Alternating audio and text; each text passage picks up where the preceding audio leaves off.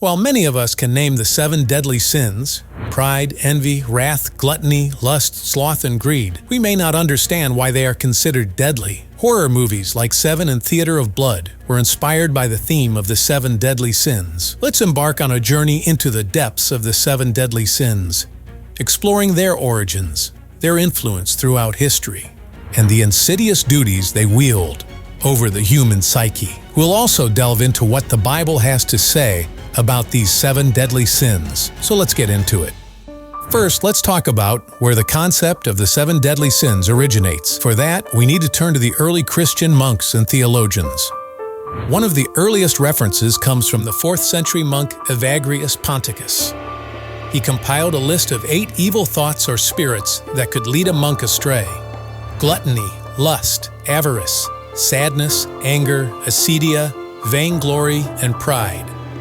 After that, Pope Gregory, also known as Gregory the Great, who, in the late 6th century, revised Evagrius's list. He reduced the 8 vices to 7 by combining vainglory with pride and merging sadness with acedia, then adding envy. This new list became known as the 7 deadly sins, a categorization that would deeply influence Christian teaching and morality. Let's delve into each of these sins more closely. 1. Lust. On the top of the list, we have lust. Lust is inappropriate or excessive sexual desire. In the Bible, several passages caution against lustful behavior and emphasize the importance of self-control and purity. For example, Jesus in the Sermon on the Mount said, "But I say to you that everyone who looks at a woman with lustful intent has already committed adultery with her in his heart." This verse highlights the importance of not just external actions, but also internal thoughts and desires. The Bible also emphasizes the need for self-control and avoiding behaviors that lead to temptation. 2. Gluttony. Gluttony is excessive or unrestrained consumption of food or drink, often to the detriment of one's health or well-being. In the Bible, several verses caution against overindulgence and emphasize the importance of moderation and self-control. "Be not among drunkards or gluttonous eaters of meat, for the drunkard and the glutton will come to poverty, and slumber will clothe them with rags." This verse warns against the consequences of gluttony and excessive consumption, suggesting that it can lead to negative outcomes. 3. Greed. The sin of greed, an obsessive desire for material wealth or possessions at the expense of ethical considerations, is addressed in various passages throughout the Bible. Greed is generally seen as a form of idolatry, where the pursuit of wealth or material possessions takes precedence over one's devotion to God and ethical living. Here are a few verses that touch on the concept of greed. "And he said to them, Take care and be on your guard against all covetousness, for one's life does not consist in the abundance of his possessions." This verse, spoken by Jesus,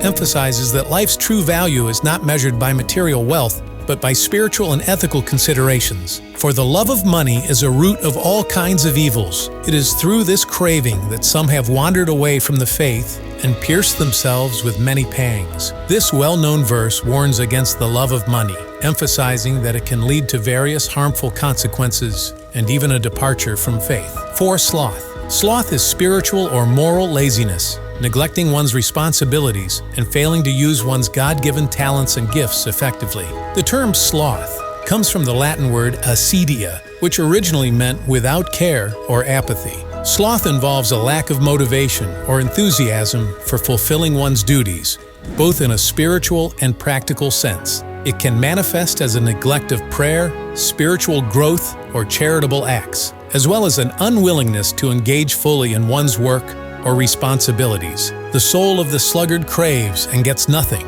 while the soul of the diligent is richly supplied. This verse contrasts the outcomes of diligence and laziness, highlighting the negative consequences of sloth. "Whatever your hand finds to do, do it with your might, for there is no work or thought or knowledge or wisdom in Sheol, to which you are going." This verse encourages a wholehearted and diligent approach to one's work and responsibilities. 5. Wrath. The sin of wrath refers to uncontrolled, intense, and vengeful anger. Wrath is seen as a sinful state of being because it involves harboring and acting upon destructive and harmful emotions, often leading to negative consequences for oneself and others. Refrain from anger and forsake wrath. Fret not yourself, it tends only to evil. 6. Envy. Envy, the green-eyed monster of jealousy and spite, gnaws at our souls with its whispers of inadequacy and resentment. From the coveting of others' possessions to the bitterness of their success, envy distorts our perceptions and robs us of our joy and contentment. Yet, in the embrace of self-love and acceptance, we can celebrate the achievements of others and find true happiness in the beauty of our uniqueness. 7.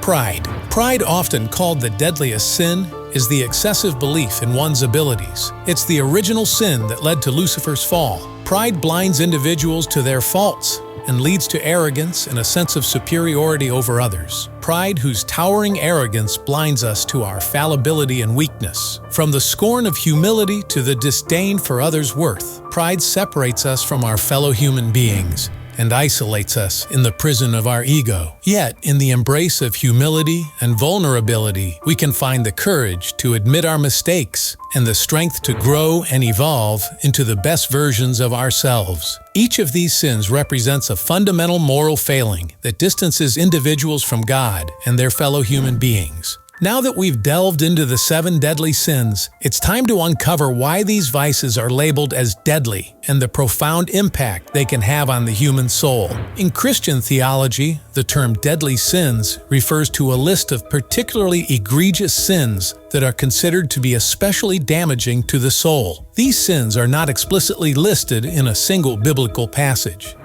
but they have been derived from various biblical teachings and reflections on moral and spiritual matters. The concept of deadly sin serves as a framework for moral and spiritual reflection, guiding believers to avoid behaviors that are considered particularly damaging to the soul and detrimental to one's relationship with God. The idea is that these sins, if not repented and corrected, can lead to spiritual death. In contrast, Christian theology also emphasizes the virtues that counteract the deadly sins. These virtues include humility, opposite of pride; kindness, opposite of envy; patience, opposite of wrath; diligence, opposite of sloth; generosity, opposite of greed; chastity, opposite of lust; and temperance, opposite of gluttony. The cultivation of virtues is seen as essential for spiritual growth and moral integrity. And that concludes our exploration of the 7 deadly sins. We've not only uncovered their origins and duties, but also delved into what the Bible has to say about these sins. If you found this video insightful, don't forget to subscribe to our channel and hit the notification bell. Stay tuned for more thought-provoking content coming your way soon. Thank you for watching.